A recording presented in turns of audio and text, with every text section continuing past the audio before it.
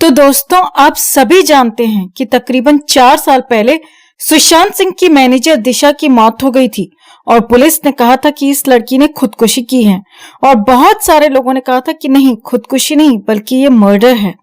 बहुत सारे media houses ने भी कहा था कि ये मर्डर है और दिशा की मौत के कुछ दिनों बाद ही सुशांत सिंह राजपूत की भी मौत हो गई थी। मुंबई पुलिस ने कहा था कि उसने भी खुदकुशी की है, लेकिन बहुत सारे लोगों ने कहा था कि नहीं, ये मर्डर है। बहुत सारे मीडिया वालों ने भी यही कहा था कि सुशांत सिंह ने खुदकुशी नहीं की है बल्कि उनका मर्डर हुआ है। उसके बाद सुशांत सिंह की मौत की इन्वेस्टिगेशन की थी सीबीआई ने और आज 4 साल होने के बाद भी सीबीआई ये बताने के लिए तैयार नहीं है कि सुशांत ने खुद को खत्म किया था या किसी और ने उनका काम तमाम किया था। हम आपको बता दें कि महाराष्ट्र सरकार ने सीबीआई को सिर्फ सुशांत का केस सौंपा था, दिशा का केस नहीं सौंपा था।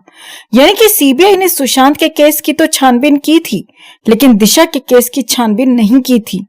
और जिस दिन से ये घटना हुई थी उसी दिन से एक्टर डीनो मौर्या, उद्धव ठाकरे के बेटे आदित्य ठाकरे का नाम आ रहा है कि ये दोनों उस पार्टी में मौजूद थे जहां पर दिशा सालियान की मौत हुई थी। पुलिस का कहना यह है कि दिशा ने खिड़की से जंप लगा दिया था, लेकिन बहुत सारे लोगों का यह मानना है कि दिशा को उस खिड़की से फेंका गया था। तो जब पार्टी में इतने बड़े बड़े लोग शामिल थे तो जाहिर सी बात है फिर इन्वेस्टिगेशन की तो उम्मीद आप कर ही नहीं सकते मुंबई पुलिस से। लेकिन 4 साल के बाद अब फिर से ये केस खुल गया है। महाराष्ट्र सरकार ने एक एसआईटी बनाई है और वो एसआईटी इन्वेस्टिगेशन कर रही है कि हुआ क्या था, दिशा ने खुदकुशी की थी या उसका मर्डर हुआ था। लेकिन इस घटना से जुड़ी हुई जो मोटी मोटी बातें पब्लिक डोमेन में हैं, यानी कि इंटरनेट पर मौजूद हैं, वो हम आपको आज एक बार फिर से बता रहे हैं। तो जब कोई इंसान खिड़की से कूदता है तो वो नीचे कूदता है, दूर नहीं कूदता। और दिशा की जो बॉडी थी वो बिल्डिंग से बहुत दूर पड़ी हुई थी। उससे ऐसा लगता है कि दिशा को विंडो में खड़ा किया गया था और फिर जोर से धक्का दिया गया था। बिल्डिंग के वॉचमैन के मुताबिक जब उसने लाश को देखा तो उसके बदन पर कोई भी कपड़ा नहीं था, दिशा बिल्कुल न्यूड थी। तो अब समझने की ये कोशिश कीजिए कि अगर एक इंसान अपने आप को खत्म करने जा रहा है तो ऐसा नहीं हो सकता कि पहले वो अपने कपड़े उतारेगा और फिर जंप करेगा। तीसरी बात यह है कि जहां ये घटना हुई थी वो एक बहुत बड़ी बिल्डिंग है और उसमें सीसीटीवी लगा हुआ था, लेकिन वो सीसीटीवी फुटेज इस घटना के बाद गायब हो गया, यानी कि डीवीआर ही गायब कर दिया गया। तो सीसीटीवी फुटेज से जो मुंबई पुलिस को एविडेंस मिल सकते थे वो नहीं मिले।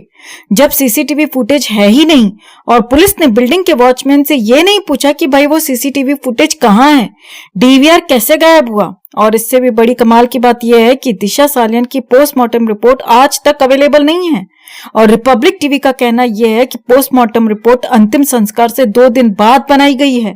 यानी कि अगर दिशा का आज अंतिम संस्कार हुआ है तो 2 दिन के बाद पोस्टमार्टम रिपोर्ट बनाई गई है।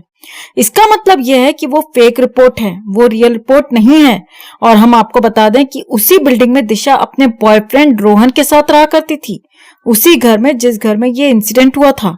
तो अगर रोहन के घर में ये घटना हुई थी तो जाहिर सी बात है रोहन को पता है कि उसके घर में कौन कौन था पार्टी में, और रोहन को यह भी पता है कि दिशा के साथ क्या हुआ था। लेकिन कमाल यह है कि पुलिस ने रोहन को गिरफ्तार ही नहीं किया। और पता है इन्वेस्टिगेशन में इतना घपला क्यों किया गया दोस्तों? वो इसीलिए कि उस वक्त महाराष्ट्र के सीएम थे उद्धव ठाकरे, जो आदित्य ठाकरे के बाप हैं। हमारे हिसाब से ये केस इतना सिंपल है कि इसको एक हवलदार भी सिर्फ 30 मिनट में सुलझा सकता है। 30 मिनट में बता सकता है कि असल वजह क्या है, दिशा की मौत कैसे हुई थी। हम कहते हैं मुंबई पुलिस कोई भी इन्वेस्टिगेशन ना करे, रोहन को उठाए और उससे 30 मिनट में ये पूछे कि भाई साहब बता दें कि क्या हुआ था, कैसे हुआ था, और रोहन 30 मिनट में उगल देगा। अगर मुंबई पुलिस ये नहीं कर सकती तो रोहन को हमें 30 मिनट के लिए सौंप दिया जाए। अगर 30 मिनट में उसने तोते की तरह सब कुछ ना बताया कि हुआ क्या था और दिशा की मौत कैसे हुई थी तो हम हार मान लेंगे। तो अब आप अंदाजा लगाइए कि जो इतना सिंपल केस है उसको भी मुंबई पुलिस ने सुलझाया नहीं, उसकी भी इन्वेस्टिगेशन ठीक से नहीं की। तो अब आप ये भी अंदाजा लगा सकते हैं कि मुंबई में कानून व्यवस्था क्या है। इससे आप ये भी अंदाजा लगा सकते हैं कि मुंबई पुलिस कितनी ईमानदार पुलिस है। इससे आप ये भी अंदाजा लगा सकते हैं कि अगर आप मुंबई में हैं और कोई 2 पावरफुल आदमी आपको टका के चले जाएं तो भाई साहब किसी का बाल भी बांका नहीं हो सकता। मुंबई पुलिस यही कहेगी कि आपने खुद ही खुदकुशी की है। और हम ऐसा मानते हैं कि कोई गरीब हो, अमीर हो, छोटा हो, बड़ा हो, हर आदमी के साथ बराबर का इंसाफ होना चाहिए। कानून सबके लिए बराबर होना चाहिए। कोई भी पुलिस वाला ड्यूटी पर जाने से पहले एक कसम लेता है, एक ओथ लेता है दोस्तों, और हर पुलिस वाले को उसको निभाना चाहिए। और हम आपको ये भी बता दें कि सिर्फ दिशा और सुशांत की ही मौत नहीं हुई थी, बल्कि ये तकरीबन 5 फ्रेंड्स थे और पांचों की एक ही महीने में एक के बाद दूसरे की मौत हो गई थी। और मुंबई पुलिस का कहना यह है कि इन सभी ने खुदकुशी की है। और अगर मुंबई जैसे शहर में 5 दोस्तों की एक के बाद एक मौत हुई हो और मुंबई पुलिस ये कहती हो कि सबने खुद को खत्म किया है, तो हम इसको कानून का राज नहीं कहेंगे बल्कि जंगल राज कहेंगे। तो एक्ट्रेस ऐश्वर्या राय बच्चन का अपने ससुराल वालों के साथ झगड़ा इंटरनेट पर सबसे चर्चित विषयों में से एक है।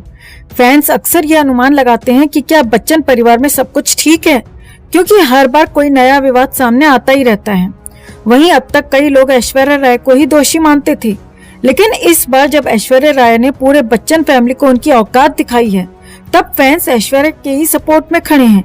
क्योंकि आज हम आपको दिखाने वाले हैं कि कैसे बच्चन परिवार अपनी बेटी और बहू के बीच फर्क करता है, कैसे बच्चन परिवार अपनी नशेड़ी गंजेड़ी बेटी को तो सर पे बिठाता है, मगर बहू और पोती का सरेआम अपमान करता है। तो आखिर ऐसा क्या किया बच्चन परिवार ने कि ऐश्वर्या को सरेआम करना पड़ा ससुर अमिताभ को बेइज्जत? आपको दिखाते हैं, बताते हैं सब। आप भी इस खबर को ज्यादा से ज्यादा लाइक और शेयर कर अपना प्यार और सपोर्ट दिखाएं और कमेंट में इसे लेकर आप भी अपनी बात, अपनी राय जरूर रखें। चैनल के साथ जुड़कर चैनल को सब्सक्राइब कर हमारी आवाज बने। तो काफी समय से ये अनुमान लगाया जा रहा है कि ऐश्वर्या और अभिषेक अलग हो गए हैं, लेकिन उनका तलाक नहीं हुआ है और वो एक ही घर में अलग अलग रह रहे हैं। इसी तरह अफवाहों का ये भी कहना है कि श्वेता बच्चन और निखिल नंदा अलग हो गए हैं, लेकिन उनका भी तलाक नहीं हुआ है। हालांकि बच्चन परिवार निखिल के प्रति सम्मान रखता है, जबकि वे अक्सर ऐश्वर्या के प्रति बहुत अधिक नेगेटिव रवैया अपनाते हैं। हाल ही में रेडिट पर स्क्रॉल करते समय हमें एक पोस्ट मिली जिसमें बच्चन परिवार द्वारा अपने दामाद और बहू के संबंध में दिखाए गए व्यवहारिक अंतर को उजागर किया गया है। अफवाहों के अनुसार अभिषेक और श्वेता बच्चन दोनों की मैरिड लाइफ में समस्याएं हैं और वो अपने अपने लाइफ पार्टनर से अलग हो चुके हैं। हालांकि बच्चन परिवार निखिल नंदा और उनके परिवार के प्रति बेहद रिस्पेक्टफुल और फ्रेंडली हैं। दूसरी ओर बच्चन परिवार के सदस्य मुख्य रूप से अमिताभ बच्चन और जया बच्चन अक्सर कई मौकों पर ऐश्वर्या पर कटाक्ष करते हैं, टॉन्ट कसते हैं। वो ऐश्वर्या और आराध्या के अस्तित्व को भी अनदेखा करना पसंद करते हैं, लेकिन निखिल और श्वेता के रिश्ते के मामले में ऐसा नहीं है। एक नेटिजन ने लिखा, दामाद और उनके परिवार को हमेशा बहू से ज्यादा सम्मान दिया जाता है इस घर में। वहीं अब ऐश्वर्या ने पलटवार करते हुए, कुछ ना करते हुए भी बच्चन को मुंह तोड़ जवाब दिया है। दरअसल कल की फिल्म देखकर हर कोई अमिताभ बच्चन की तारीफ कर रहा है। कई रिव्यूज में ये तक कहा गया कि अमिताभ बच्चन ओवरशाइन कर गए हैं प्रभास और दीपिका पादुकोण को। अश्वत्थामा का रोल उन्होंने इतना जबरदस्त निभाया है, तो एक तरह से पूरी दुनिया अमिताभ बच्चन की तारीफ कर रही है। उनके परिवार की भी अगर बात करें तो नाव्या ने भी अमिताभ बच्चन की फोटो शेयर की। अमिताभ बच्चन ने अभिषेक बच्चन के लिए कल की फिल्म की एक स्पेशल स्क्रीनिंग रखी। इस स्क्रीनिंग में अभिषेक बच्चन थे, उनकी पूरी टीम थी, लेकिन ऐश्वर्या मौजूद नहीं थी। और सोशल मीडिया पर अभिषेक की टीम की तरफ से ये भी शेयर किया गया कि वो पिता की इस फिल्म को देखकर कितने शॉक्ड थे और कितने खुश हुए अपने पापा का काम देखकर। अभिषेक सोशल मीडिया पर भी कल की फिल्म को लेकर चीजें शेयर करते ही रहे हैं। लेकिन बात करें ऐश्वर्या राय की, तो ऐश्वर्या राय ने कल की फिल्म को लेकर एक पोस्ट तक नहीं किया है। जहां एक तरफ दुनिया अमिताभ बच्चन के काम की तारीफ कर रही है, क्रिटिक्स, फैंस, हर जगह अमिताभ बच्चन का जिक्र हो रहा है, वहीं ऐश्वर्या राय ने इंस्टा पर एक पोस्ट तक नहीं डाली है अमिताभ बच्चन को लेकर या कल्कि को लेकर। अब सोशल मीडिया पर बस यही चर्चा चल रही है कि आखिर ऐश्वर्या ने कल्कि को लेकर कोई भी पोस्ट क्यों नहीं डाली। वहीं ऐश्वर्या के फैंस कह रहे हैं कि ऐश्वर्या ने जो किया वो बिल्कुल सही किया, क्योंकि अमिताभ बच्चन भी पिछले कुछ समय से कुछ ऐसी फिल्मों की तारीफ कर रहे हैं जिसमें थे ऐश्वर्या और अभिषेक दोनों, लेकिन तारीफ वो सिर्फ अपने बेटे अभिषेक की कर रहे हैं। जैसे कि उन्होंने हाल ही में मणिरत्नम की फिल्म रावण फिल्म की तारीफ की, तो उसमें उन्होंने सिर्फ और सिर्फ अपने बेटे अभिषेक के काम की तारीफ की। इसके अलावा कजरारे सॉन्ग के बारे में जब उन्होंने बात की, तब भी उन्होंने बहू ऐश्वर्या का जिक्र तक नहीं किया था। तो अमिताभ बच्चन ने जिस तरह से सोशल मीडिया पोस्ट में ऐश्वर्या की तारीफ नहीं की, उन्हें इग्नोरेंस दी है, तो ऐश्वर्या ने भी इधर इग्नोरेंस का जवाब इग्नोरेंस से ही दिया है। तो फैंस कह रहे हैं कि ऐश्वर्या ने चुप रहकर भी बच्चन को उनकी औकात दिखा दी है। तो अब तक तो खबरें यहीं तक थी कि ऐश्वर्या की अपनी सास जया और ननद श्वेता से नहीं बनती है, लेकिन अब जिस तरह से ऐश्वर्या ने अमिताभ बच्चन की कल की फिल्म को लेकर इग्नोर किया है, उससे लगता है कि झगड़ा अब और आगे तक बढ़ चुका है।